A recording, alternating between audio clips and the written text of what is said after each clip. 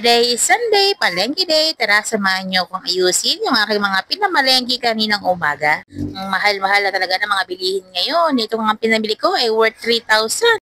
Manok, isda, baka, tsaka mga frozen foods nga lang.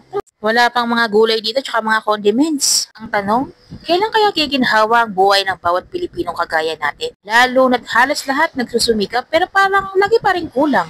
Hanggang kailan ba natin mararanasan ang tunay na ginhawa? Kailan ba darating yung araw na hindi na natin iisipin kung may pambili ba ng bigas, gatas at ulam para sa pamilya? Kailan ba natin mararamdaman na sulit ang bawat pawis na pinapawisan natin sa trabaho? Ngayon, tanong ng lahat, paano pagiginhawa ang buhay ng Pilipino kung paulit-ulit na lang ang balita tungkol sa korupsyon? Paano aangat ang mahihirap kung may iilan lang ang patuloy na nakikinabang? Paano magiging pantay ang laban kung ang sistemang dapat magtulak sa ating pataas, siya pa rin umihila pababa? Hindi ko alam ang sagot sa lahat ng tanong na to, pero ang alam ko, hindi pwedeng puro tanong na lang. Kailangan sama-sama tayong hanapin ang sagot. Kasi lahat tayo, lahat ng Pilipino, deserve ang maginhawang buhay. Sana matapos na to at managot na lahat ng dapat managot sa pagnanakaw sa kaban ng bayan. Habang tayo patuloy pa rin nagtatrabaho at nagsisikap para lang makaraos sa araw-araw.